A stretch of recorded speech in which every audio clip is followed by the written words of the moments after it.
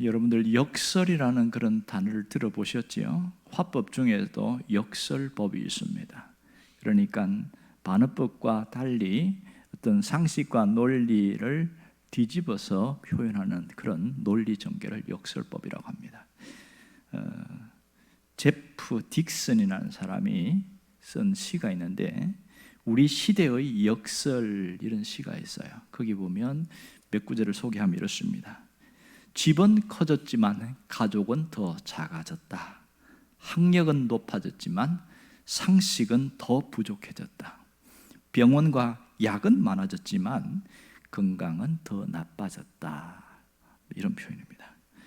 오늘 성경에도 보면 역설적인 표현들이 상당히 많습니다. 어떤 면에서 예수님은 역설의 달인이라고 할 수 있겠지요. 오늘 본문도 역설의 한 부분 중에 하나입니다. 자, 오늘 본문에 보면 제자들이 논쟁한 이야기가 나와요. 무슨 논쟁을 했을까요?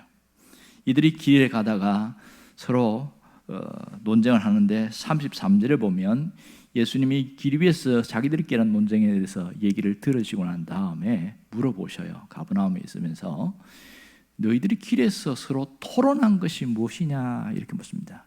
주님의 말씀도 보면 되게 순화적이죠. 왜 싸웠냐 이렇게 안 물어요. 뭘 토론했니 이렇게 이야기합니다. 그런데 아무도 말을 못해요. 왜? 진리잖아요. 그럴 때 예수님이 이 부분에 대해서 얘기를 하고 있습니다. 자, 그러면 이들이 예수님 표현대로 토론했다 할 때에 그러면 그들의 논쟁의 핵심은 무엇이었을까요? 키가 큰 것인가, 누가 키가 크냐 그 얘기가 아니라 누가 어떤 자리를 차지할 것인가 이 부분에 대한 얘기였죠. 누가 이 부분에서 먼저 부추겼을까? 성경은 침묵을 하고 있습니다. 아마도 이 앞에 변화산 사건이 나오니까 예수님 베드로와 야고보, 요한 데리고 변화산 갔다 왔잖아요. 그러니까 나머지 9명과 약간 구분된다는 느낌이 드니까 어쩌면 가장 나이가 많은 베드로가 자신이 나이도 많고 그래도 자신이 예수님이 특별히 예수님이 나를 사랑하는 제자니까 내가 가장 높은 자리에 있지 않겠나 그런 마음에서 한마디 툭 던졌을 수도 있어요. 문제는 다른 제자들이 거기에 호응하지 않고 오히려 거부감을 나타낸 겁니다. 그러다 보니까 논쟁이 되어버린 것이죠. 옆에서 야고보와 요한도 거들을 수 있습니다. 그래도 열정 있고 젊고 패기가 있고 똑똑한 사람이 주님의 중요한 위치를 차지해야 되는 거 아니냐 뭐 그런 생각을 했겠지요. 그러다 보니까 남들이 잘하는 것에 대해서 오히려 칭찬하고 격려해주기보다는 아주 싸늘한 반응을 보인 겁니다. 이 제자들이 그랬어요. 예수님은 지금 어디로 가고 있습니까? 예루살렘으로 가고 있잖아요. 한 자리 하러 가서 간 게 아니고 십자가의 길을 가는데 제자들은 예수님에 대한 상당한 기대감을 갖고 있습니다. 서로 생각이 많이 달랐다는 것을 우리가 알 수 있지요. 이런 불편한 가운데 있는 제자들에 대해서 예수님이 어떻게 해법을 제시했을까요? 가만히 보면 제자들을 야단치는 장면이 안 나와요. 희한하지요. 3년간 따라다니면서 아직도 이 모양이냐 이렇게 말할 법도 한데 예수님은 그렇게 하지 않고 그들이 갖고 있는 가치관, 그들이 갖고 있는 생각들을 바꾸어 주기를 원하시는 거예요. 예수님의 처방은 딱 두 가지였습니다. 하나는 뭐냐면 하나님 나라에 대한 하나님 나라 백성들에 대한 이 부분을 이야기하면서 하나님 나라의 원리가 무엇인지를 소개해 주셨어요. 하나님 나라의 원리는 세상 나라의 원리와 정반대의 모습이다. 그 얘기를 하고 있는 거예요. 그게 바로 35절에 나오는 말씀입니다. 예수님 분명히 이야기하죠. 누가 크냐고 쟁론했을 때 뭐라고 그래요? 누구든지 첫째가 되고자 하면 무사람의 끝이 되어야 하며 무사람을 섬기는 자가 되어야 하리라. 이제 마태복음이라든지 누가복음에도 똑같은 얘기가 나오는데 누구든지 거기는 으뜸이 되고자 하면 이렇게 표현되어 있어요. 첫째나 으뜸이나 같은 표현이겠지요. 자, 이 놀라운 표현 속에 보면 사람들이 이 제자들이 첫째가 되고 싶어하는 그 마음이 있었다는 것을 알 수가 있겠지요. 그런데 예수님의 말씀 보세요. 그러면 무사람의 끝이 되며 끝이라는 건 뭘까요? 종을 이야기하는 거죠. 낮은 자리로 가는 것을 이야기하고 있습니다. 지금 예수님 여기서 뭘 이야기하고 있습니까? 삶의 원리를 이야기합니다. 신앙인의 삶의 원리는 대접받는 자리, 높은 자리가 아니라 낮은 자리, 섬기는 자리로 가야 하는 것이다, 이 얘기를 하고 있는 거예요. 그 참 역설적이지 않습니까? 만일 예수님의 표현대로 살아가려고 하면 세상에서는 어떨까요? 그냥 짓밟아 버리죠. 아이고 이건 뭐 밥이다 이러면서 밟아 버립니다. 왜? 세상은 경쟁 관계에 있기 때문에, 치열한 싸움 속에 있기 때문에 내가 이기느냐 아니면 잡아먹히느냐, 이게 세상의 원리입니다. 적자 생존이잖아요. 그러니 예수님의 표현대로 산다면 바보처럼 보이고 무능하게 보이고 어리석어 보이고, 너 왜 그렇게 바보처럼 사냐? 그럴 때 기분이 나쁜 거예요. 내가 바보 아닌데. 이게 역설이란 말이에요. 이 답답하지 않겠어요? 하지만 주님이 말씀하시는 건 뭡니까? 신앙인들은 으뜸이 되고 드러나고 내가 군림하는 그런 자리는 그것이 맞지 않다, 그 얘기를 하고 있는 거예요. 그래서 하나님 나라에는 철저히 종이 되고 섬기는 것이 하나님 앞에 높여지는 비결이다, 그 얘기를 하고 있어요. 두 번째 주님 말씀하신 처방은 뭐냐면, 이 제자들에게 어떤 신뢰를 보여주는데 일종의 퍼포먼스를 하고 있는 거예요. 뭔가 직접 말 갖고는 안 되겠다 해서 보여주는데, 예수님이 보여준 뭔가 사물이 뭔지 아세요? 어린아이 하나를 데리고 온 거예요. 그 주변에 엄마가 어린아이를 데려왔나 봐요. 그리고 하나를 세워놓고 이 아이를 보라고 주목하더니 그 다음에 이 아이를 가슴에 안는 거예요. 당시에 랍비가 설교를 할 때에 어린 아이를 안는 것, 있을 수 없는 일입니다. 말도 안 되는 거예요. 왜 그래요? 어린아이는 숫자에도 들어가지 않기 때문에 무시받는 존재입니다. 그것은 그들의 예의에 어긋난다고 생각했어요. 그러니 존재감도 없고 인정받지 못하는 어린아이를 주님이 끌고 오셨어요. 자, 그 당시에는 여자와 어린아이는 무시해도 괜찮다, 그것이 그 당시의 문화였잖아요. 이방인들은 경멸해야 된다, 뭐 그런 의식을 갖고 있는 것들이 유대인들이었습니다. 그런데 예수님이 어린아이를 데려와가지고 이렇게 하는 모습은 정말 굉장한 충격이었겠죠. 그 아람어에 보면 아이라는 단어와 종이라는 단어는 똑같은 표현을 쓰고 있습니다. 아이야 할 때와 종이라는 개념이 같이 쓰일 때가 있습니다. 그러니 이렇게 주님이 하신 말씀이 완전히 역설인 것을 알 수 있습니다. 오늘 아이를 품어주시는 예수님의 이 퍼포먼스, 그 신뢰를 통해서 아주 강력한 메시지를 전하고 있어요. 그게 뭔지 아세요? 하나님 나라에서는 무시받는 자가 아무도 없다. 하나님 나라에서는 차별이 없고 모두가 동일하다. 이게 하나님 나라의 원리라는 거예요. 세상에서는 잘난 사람이 대접받고 똑똑한 사람이 인정받고 돈 있는 사람이 지배하는 그런 구조로 있습니다. 그러나 하나님의 나라는 결단코 그런 경계선이 없다는 것을 얘기를 하고 있습니다. 오늘 주님이 우리에게 가르치시는 교훈이 뭘까요? 예수님께서 보여주시는 이 하나님 나라는 세상의 나라와 원리가 뒤집어진 역설적인 부분이라는 것을 말합니다. 세상에는 강한 자가 약한 자를 지배하고, 그리고 높은 자가 낮은 자를 다스리지만 하나님 나라는 안 그렇다는 거예요. 왜냐하면 하나님 나라는 가족 관계이기 때문에, 교회는 가족 공동체이기 때문에, 주님을 중심으로 하는 공동체이기 때문에 강한 자가 약한 자를 도와주고 높은 자가 낮은 자를 섬기는 것이, 이것이 하나님 나라의 원리다, 그 얘기를 해주고 있습니다. 그래서 하나님의 백성으로 사는 법, 다시 말해서 섬기는 원리, 그 법에 대해서 주님이 강조하고 있는 것이죠. 정말 주님의 말씀은 상당히 역설적이에요. 주님의 모든 가르침은 역설에서 끝납니다. 우리가 가져야 될 신앙적 태도가 뭐예요? 역설적 신앙입니다.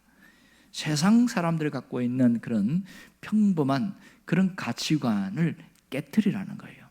이게 깨지지 않으면 제대로 된 신앙으로 살아갈 수가 없고, 계속 우리는 마음속에 충돌이 일어난다는 것을 알 수 있습니다. 역설적 신앙인으로 살아가려고 해라. 그 딱 한마디를 주님 말씀하고 있어요. 자, 내가 녹아지고 내가 사라질 때에 역설적인 신앙인이 되어지는 거죠. 내가 녹아질 때에 맛을 낼 수가 있습니다. 내가 나타나지 않을 때 명품 인생이 될 수가 있는 거예요. 여러분은 신앙생활이 무엇이라고 생각을 합니까? 어떻게 하는 것이 잘 믿는 것이라고 여기고 있어요? 여러분, 신앙생활은 어려운 게 아니에요. 한마디로 딱 말하면 신앙생활은 관계다, 이렇게 표현할 수 있습니다. 자, 수직적으로는 하나님과 관계를 이루고 수평적으로는 사람과 관계를 이루는 것이죠. 자, 사람과의 관계에서 교우들 간의 관계, 가정 안에서의 가족 간의 관계, 그 다음에 형제들과 이웃과의 관계, 이 관계가 중요한데 믿을 수 있는 관계, 사랑할 수 있는 관계, 이해하고 용납하고 받아줄 수 있는 관계, 이게 좋은 관계잖아요. 하지만 어떤 일 때문에 어떤 감정이 뒤틀려서 관계가 깨질 때가 있어요. 이 관계가 깨트려지는 데는 몇 가지가 있는데 외적인 환경 때문에 관계가 깨지기도 해요. 멀쩡히 잘 살던 집인데 가정의 어떤 환경에 시련 바람이 들어오는데 경제적으로 확 바람이 불었어요. 그래서 남편이 직장을 잃어버린다든지 또 그리고 일을 할 수 없는 그런 상황이 생길 때에 힘들어집니다. 그러면서 가정이 깨어지는 일들이 굉장히 많아요. 잘 버티는 가정도 있지만 남편이 그렇게 하니까 아내가 못 살겠다 그러고 나가버리는 그런 가정도 있어요. 굉장히 안타깝죠. 가장 불행한 사람은 그 어린아이들입니다. 어린아이들이 무슨 죄가 있어요? 이렇게 해서 그 가정이 어려워지는 경우가 있습니다. 직장을 다니는 사람들이 직장을 잃어버린다든지 사업을 하는 사람이 사업이 안 된다든지 뭔가 잘 안 될 때 이 외적인 환경에 어려움이 생기면 관계가 깨져버려요. 그러다 보면 신앙생활에도 타격을 받습니다. 그런 어려움들이 있어요. 또 하나는 사람과의 관계인데 이게 문제지요. 가장 힘든 게 뭐예요? 사람이에요. 교회에 나와서 하나님이 싫어서 떠나는 사람은 거의 없어요. 누구 때문에 떠나는 줄 아세요? 사람 때문에 떠납니다. 나 저 사람 꼴 보기 싫어서 나 교회 안 다닐래요, 이런 게 나오거든요. 그러니 사람과의 관계가 얼마나 중요한지 몰라요. 부부와의 관계라든지 이 가정 안에서 관계가 뒤틀린 것 때문에 가장 가까워야 되고 가장 사랑해야 되고 가장 행복해야 될 가정 안에서 평생 원수로 살아가거든요. 부모 자식이 원수처럼 살아가고 부부가 원수가 되어 살아가고 이렇게 되는 것이 너무나 안타깝습니다. 왜 그렇습니까? 관계가 깨어졌기 때문에 그렇습니다. 아담과 하와가 그렇게 좋은 관계였는데 관계가 깨어지니까 불행이 찾아왔습니다. 그들의 불행은 그들로 끝나지 않았어요. 그 가정 전체로 파급되기 시작했는데 그것은 가인과 아벨의 갈등 관계 그리고 살인사건으로 이어지는 그런 치명적인 비극으로 나타났습니다. 관계가 깨지는 것은 이렇게 힘들어져요. 그러니 이렇게 되어지면 신앙생활도 굉장히 어려운 것을 알 수 있습니다. 무엇보다 하나님과의 관계가 뒤틀려 버리면 답이 없어요. 걔가 그러잖아요. 가장 힘든 게 뭐냐? 하나님께 시험이 들면 굉장히 힘들어요. 이거는 정말 회복하기 어려워요. 어떤 분은 뭔가 작은 문제 때문에 하나님께 시험이 들었는데 20년 동안 교회를 떠나요. 그러면서 그분이 뭐라고 하는지 아세요? 그래도 내가 마음에는 그냥 하나님 생각하고 있습니다, 이렇게 하고 있는데 시험이 들어버리니까 교회를 안 나가버려요. 이 안타까운 일들이 생긴단 말입니다. 그런 면도 있지만 어떤 사람은요, 그럼에도 불구하고 신앙인으로 서고 그럼에도 불구하고 신앙으로 살려고 애를 쓰는 사람이 있어요. 놀랍지 않습니까? 신앙생활은 변화가 핵심인데 어떤 사람은 아주 빠르게 아주 급작스럽게 변화가 일어나는 사람이 있는가 하면 어떤 분은 차츰차츰 점진적으로 변하는 사람이 있습니다. 대부분 어떻게 변해요? 신앙의 리듬을 타면서 좋아졌다가 나빠졌다가 하면서 그렇게 하면서 신앙이 점점 좋아져요. 달라져요. 밝아지기 시작하고 뭔가 막 풀이 죽고 수척하고 그러다가 얼굴이 펴지기 시작하고 활력을 얻기도 하고 그래요. 신앙이 좋아진 사람들은 연구를 했는데 어떤 분이 보니까 특징이 있는데 공통점이 뭔지 아세요? 하나같이 똑같은 공통점은 말씀에 대한 신앙 체험이었습니다. 하나님의 말씀에 대한 신앙 체험을 오니까 내가 잘못 생각했네, 내가 잘못 살았네, 내가 이렇게 하면 안 되는구나, 자기에게 큰 깨달음이 오기 시작한 거예요. 그러면서 태도를 바꾸고 생각을 바꾸고 행동을 바꾸더라는 겁니다. 이게 얼마나 놀라운 일인지 몰라요. 여러분, 신앙생활은 내가 바꾸려고 해서 바뀌는 게 아니라 말씀에 대해서 신앙이 체험되시니까 어느덧 자기가 달라진 거예요. 자신은 잘 몰라요. 늘 똑같으니까. 그런데 옆에 있는 사람이 아는 거예요. 달라졌네, 이렇게 이야기합니다. 진짜입니다. 이게 놀라운 일이지 않습니까? 이게 신앙 안에서 일어나는 역설적 현상이라고 할 수 있습니다. 더 놀라운 것은 하나님이 우리에게 일방적으로 찾아오신다는 사건입니다. 이게 역설이에요. 내가 하나님을 찾아서 하나님이 온 것이 아니라 하나님이 나를 알고 미리 찾아오는 놀라운 역설적인 모습이 나타납니다. 가만히 보면 하나님이 찾아오시다는 것을 어떻게 알아요? 목사님이 하나님이 여러분을 찾아가십니다 그런데 아무리 눈을 뜨고 봐도 하나님이 찾아온 흔적이 안 보여. 그럼 언제 찾아오셨지? 이러거든요. 어느 날 마음에 낙심이 되고 마음이 힘들었다가 내가 정신을 차려야 되겠네, 내가 좀 기도를 해야 되겠네, 이런 마음이 들어요. 그것은 하나님이 찾아온 증거입니다. 한동안 신앙생활을 좀 안 하다가 내가 교회를 나가야 되겠다, 이 마음이 들었어요. 그것은 하나님이 찾아온 증거입니다. 아멘입니까? 하나님이 나에게 찾아오신다니까요. 그러니 마음이 따뜻해지기 시작하는 거예요. 똑같은 예배 드리는데 어떤 사람은 눈물이 왈칵 쏟아지는 사람이 있어요. 왜 그래요? 하나님이 찾아오셨기 때문에 나타나는 현상이라고 할 수 있겠지요. 여러분, 하나님은 우리를 찾아오셔요. 왜요? 우리가 이런 인생으로 끝나기를 원치 않기 때문에 찾아오셔서 우리를 끊임없이 말씀으로 회복시켜 나간다는 사실입니다. 오늘 본문에도 보면 아무도 인정하지 않는 이 아이를 주님이 찾아내셨습니다. 자, 누가 크냐? 그 얘기에 대한 해법으로 주님이 제시한 게 뭐예요? 어린아이를 딱 데리고 오셨잖아요. 그리고 섬기는 자라고 말하면서 어린아이를 드러내면서 주님이 말씀했습니다. 이 어린아이의 특성이 뭐라고 그랬어요? 아무도 주목하지 않는 사람입니다. 아무도 인정하지 않는 사람이에요. 무시받고 천대받는 것이 어린아이입니다. 그러나 주님은 이 아이를 귀하게 여긴 것은 하나님 나라에서는 이런 아이를 귀하게 여긴다. 하나님이 누구에게 주목하시느냐? 바로 너무 고통 중에 있고 너무 힘들고 슬프고 그래서 인생이 비극과 불행으로 점철된 것처럼 보이는 그 사람에게 하나님이 주목하신다는 거예요. 내가 살아가는 것이 너무 힘들고 너무 답답하고 인생이 왜 이렇게 힘드냐 이럴 때에 주님이 나를 주목하고 있다는 것을 잊지 않기를 바랍니다. 그런데요, 너무 힘들면 하나님이 안 보여요. 안 느껴져요. 너무 삶이 팍팍하면 하나님이 안 계신 것 같아요. 하지만 하나님은 살아계십니다. 하나님은 찾아오십니다. 하나님은 옆에 계셔요. 때로는 하나님이 없는 것 같은데 나의 등 뒤에서 나를 도와주셔요. 때로는 내가 갈 길이 캄캄하고 아무것도 안 보이는데 뭔가 빛이 살짝 보이는 거야. 그러면서 이 길로 가면 되겠네 하고 앞에서 이끌어 가시고 하나님이 그렇게 끌고 가십니다. 형체가 없으시기 때문에 하나님은 눈으로 볼 수는 없어요. 하지만 하나님이 인도하신다는 것은 느낄 수 있어요. 깨달을 수 있단 말입니다. 너무 힘들어서 불쑥 주저앉았는데 갑자기 속에서 힘이 솟아나는 거예요. 내가 이러면 안 되지, 일어나야 되겠다. 뭐예요? 등 뒤에서 하나님 나를 밀어주고 있다는 것을 알아야 합니다. 하나님은 여전히 우리에게 찾아오십니다. 이게 역설이라는 거예요.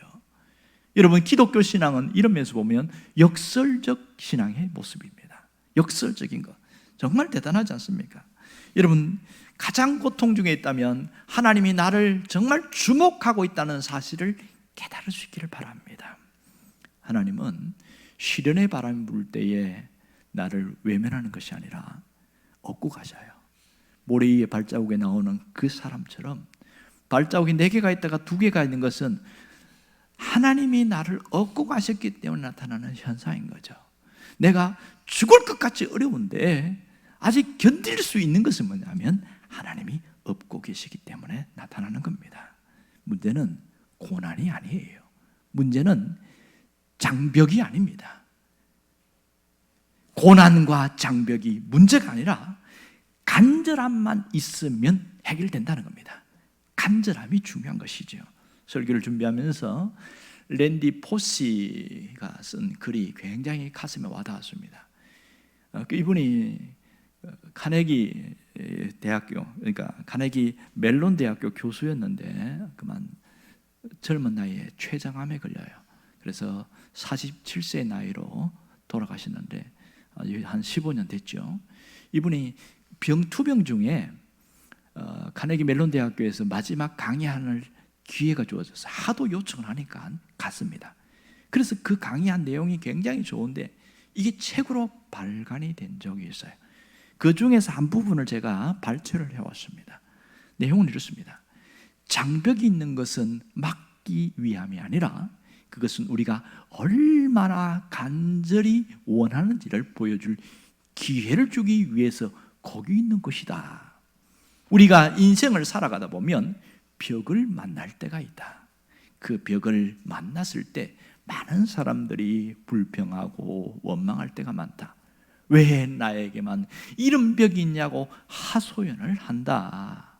답답하지 않습니까? 여러분도 이런 경험이 있으시죠? 하지만 그 벽은 하나님께서 우리가 얼마나 간절히 원하는지를 보여줄 기회입니다. 우리에게 간절함이 있다면 그 벽 앞에서 포기하지 않고 그 벽을 뛰어넘을 수 있는 겁니다. 간절함이 능력입니다. 장벽이 문제가 아니고 환경이 문제가 아니고 고난이 문제가 아니에요. 그 장벽을 뛰어넘을 수 있는 간절함만 있다면 무엇이든지 뛰어넘게 한다는 거다. 왜요? 하나님이 계시니까, 하나님이 함께 하시니까, 하나님이 붙들고 있으니까 능히 뛰어넘으리라.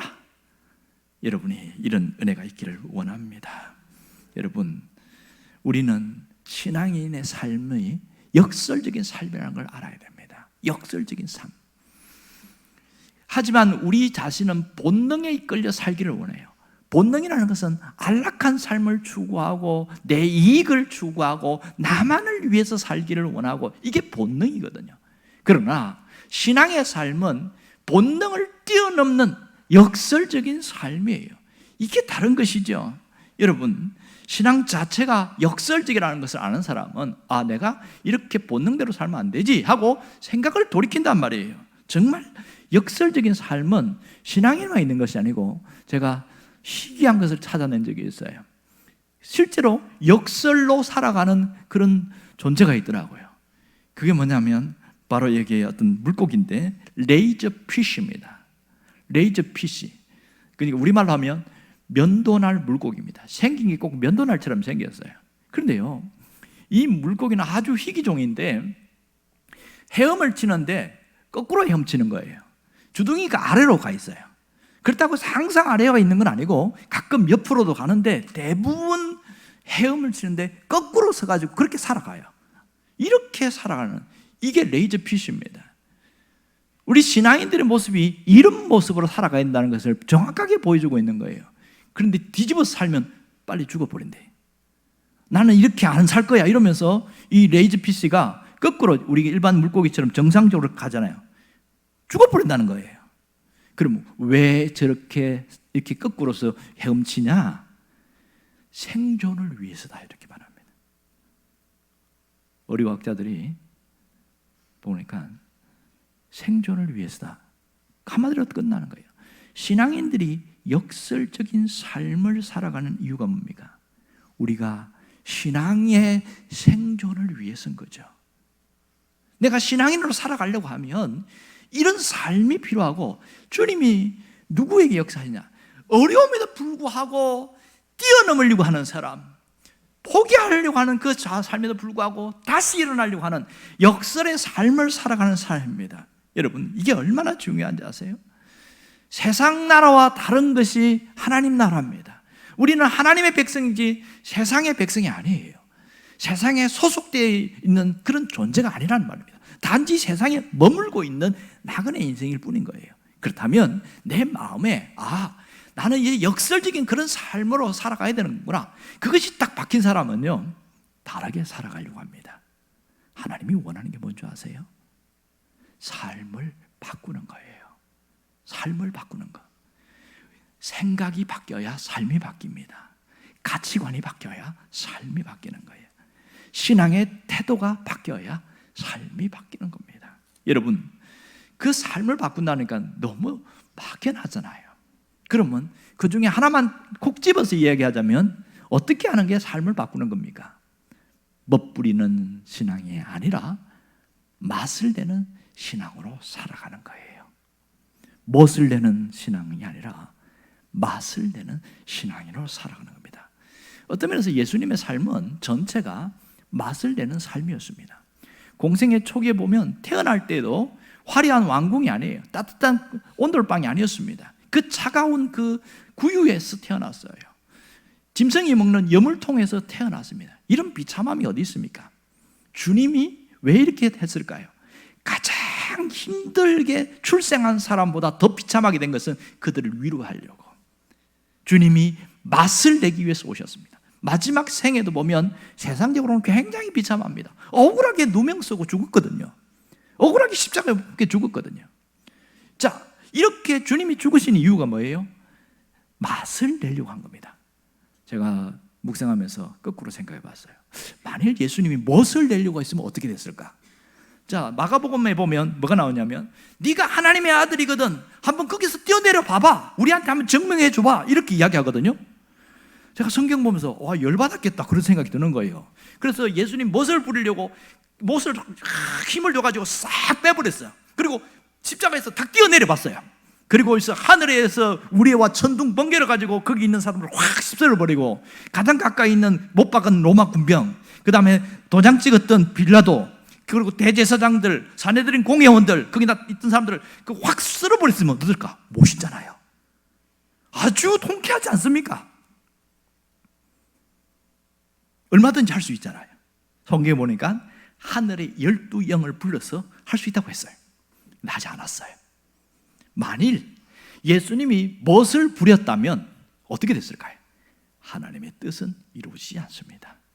하나님이 계획하신 구속사역, 대속사역, 영원한 속죄는 물 건너 간 것이죠.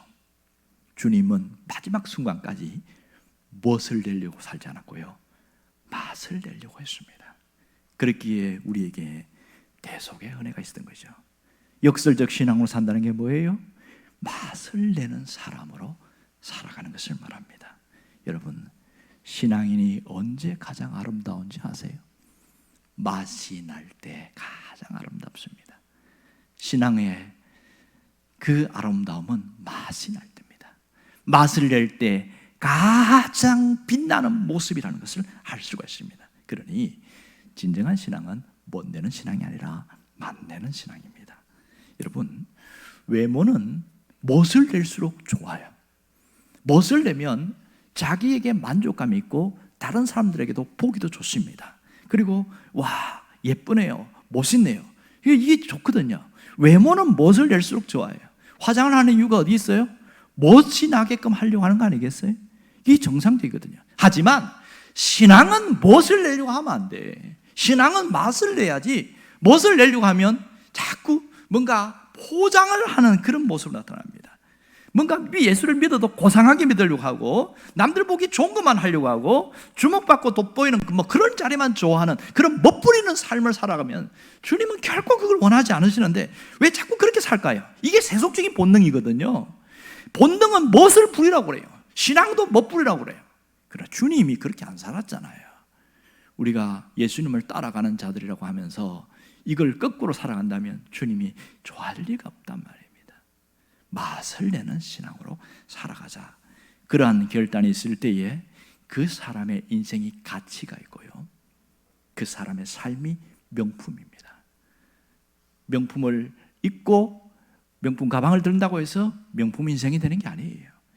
그 사람이 명품이 되어야 명품 인생이 되는 겁니다. 장영희 교수 돌아갔습니다마는 그분이 살아온 기적, 살아갈 기적이라는 책에 챕터 중에 보면 내가 살아보니까 이런 챕터가 있어요.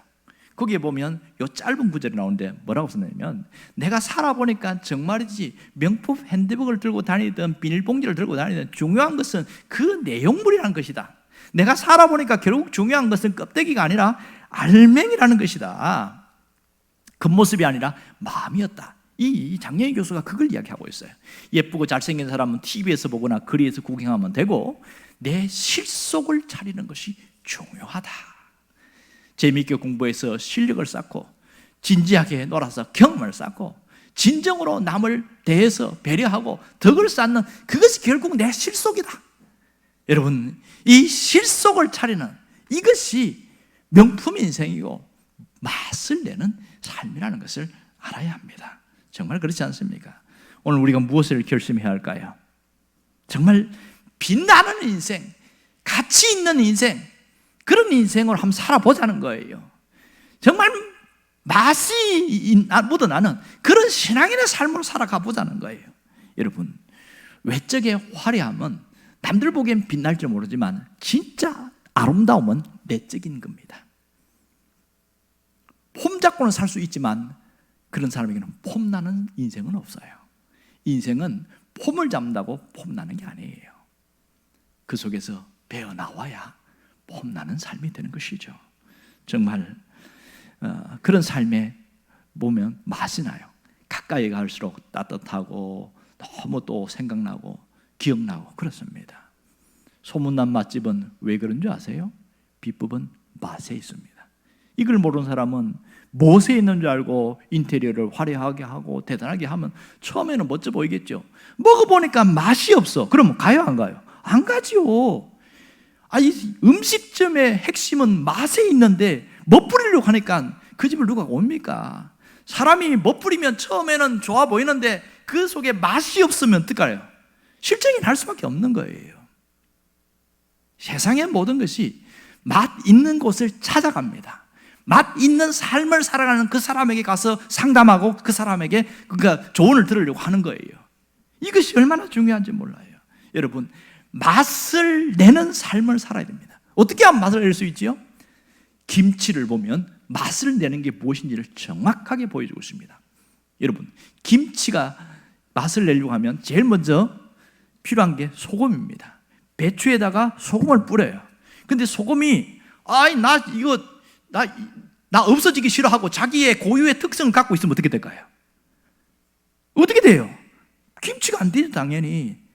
소금이 없어져야 숨이 죽고 하면서 그렇게 살아나는데 소금이 자신의 고유의 특성, 멋을 부르려고 하면 가치가 상실되어집니다. 배추 한번 보십시오. 이 배추가 자기가 숨이 죽어야 되는데 안 죽으려고 뻣뻣하게 막 살아보려고 막 몸부림치면 어떻게 됩니까? 이 배추가 김치가 될 수가 없는 거죠. 이게 양념이 그래요. 양념 여러 가지가 들어가는데 자신의 고유한 특성이 사라지고 같이 어우러지고 녹아지고 없어질 때에 진짜 김치 맛을 나는 겁니다. 소금이든 배추든 양념이든 자신이 녹아져야 맛이 나는 김치가 완성이 됩니다. 우리 인생이 그래요. 맛을 내는 것은 녹아지는 삶입니다. 맛을 내는 것은 자신의 자아가 죽는 것이 맛을 내는 능력입니다. 오늘 우리가 내가 머문 그곳에서 맛을 낼 수 있기를 바랍니다. 내가 머문 이 자리에서 맛을 내겠다. 그러한 결단이 있어야 돼요. 가정에서 맛을 내고 직장에서 맛을 내고 교회에 와서 맛을 내자. 그러한 마음의 결심만 해도 변화는 시작되어져 있습니다. 내가 이제는 맛내는 인생으로 살아가리라. 주님, 나 그렇게 살기를 원해요. 그러한 기도가 있을 때 그 사람은 그때부터 새로운 인생이 일어집니다. 여러분, 내가 녹아지고 내가 쓰러져 없어지고 내 자아가 죽어지고 내가 섬길 때 맛이 나기 시작합니다. 저와 여러분이 교회에서 녹아질 때에 맛이 나면 소문이 납니다. 좋은 교회로 소문이 나고 그래서 맛있는 교회로 소문이 납니다. 여러분이 맛을 내는 그런 인생을 살아가기를 주의 이름으로 축원합니다.